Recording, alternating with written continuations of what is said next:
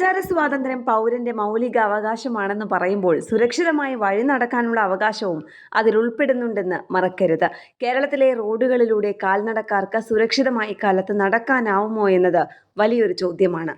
നഗരങ്ങളിൽ ചില അപൂർവം റോഡുകളിൽ കുറച്ചു ദൂരം സുരക്ഷിതമായ നടപ്പാതകൾ ഉണ്ടാവാമെങ്കിലും പൊതുവെ നമ്മുടെ റോഡുകൾ കാൽനട സൗഹൃദമല്ല. ഏതു നിമിഷവും അപകടങ്ങൾ ഉണ്ടാകാം, ജീവഹാനി വരെ സംഭവിക്കാം.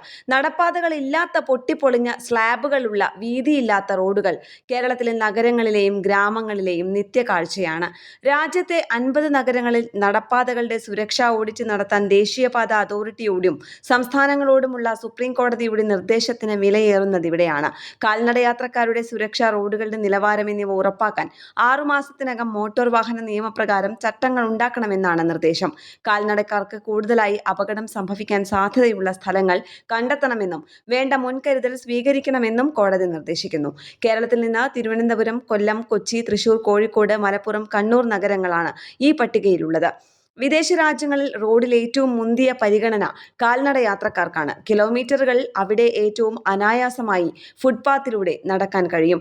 അതേ അനുഭവമായി നമ്മുടെ നാട് കാണാനെത്തിയ എത്രയോ വിദേശ സഞ്ചാരികളാണ് നടപ്പാതകളിലൂടെ നടന്ന് കാനകളിൽ വീണ് പരിക്കേറ്റിട്ടുള്ളത്. നിയമങ്ങളില്ലാത്തതോ നടപ്പാക്കാൻ സമിതികളില്ലാത്തതോ അല്ല പ്രശ്നം, അതിനു വേണ്ട മുൻഗണന നൽകുന്നത് ഇല്ല എന്നാണ്. റോഡ് എന്നാൽ വാഹന ഗതാഗതം മാത്രമാണ് നമുക്ക്.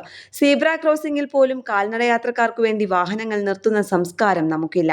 വാഹനങ്ങൾക്ക് പോകാനുള്ള ടാർ മാർക്ക്, സൈക്കിൾ ട്രാക്ക്, കാൽനട യാത്രക്കാർക്കുള്ള ട്രാക്ക് എന്നിങ്ങനെ തിരിച്ചാണ് പരിഷ്കൃത രാജ്യങ്ങളിൽ ശാസ്ത്രീയമായ റോഡ് നിർമ്മാണം.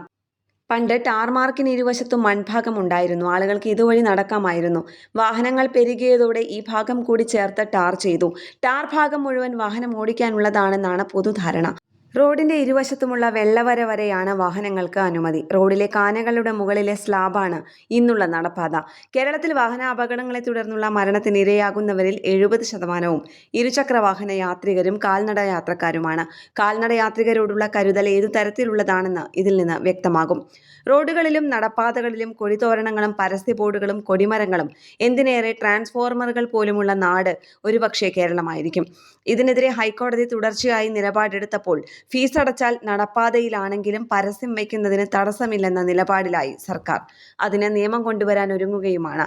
ഇതും ജനങ്ങളുടെ നടപ്പാവകാശത്തിന്മേലുള്ള കടന്നുകയറ്റമാണ്. കാൽനട യാത്രക്കാർക്കും പ്രായമായവർക്കും ശാരീരിക പരിമിതിയുള്ളവർക്കും റോഡിലുള്ള അവകാശങ്ങൾ നാം തിരിച്ചറിയുകയും സംരക്ഷിക്കുകയും ചെയ്യേണ്ടതുണ്ട്. റോഡുകളുടെ നിർമ്മാണ ഘട്ടത്തിൽ തന്നെ കാൽനട യാത്രക്കാർക്കുള്ള സൗകര്യങ്ങൾ ഡിസൈനിൽ ഉൾപ്പെടുത്തണം. അതവർക്ക് ലഭിക്കുന്നുവെന്ന് ഉറപ്പുവരുത്തുകയും വേണം. ഫുട്പാത്തുകളിൽ വ്യാപാരവും പാർക്കിങ്ങും നടത്തുന്നത് ശീലമായ നമ്മുടെ നാട്ടിൽ അതിനൊക്കെ മാറ്റം വരണം. കാൽനട യാത്രക്കാരുടെ അവകാശങ്ങൾ സംരക്ഷിക്കപ്പെടുക തന്നെ വേണം. കേരള പ്രണാമം. ചിന്താശകലങ്ങൾ.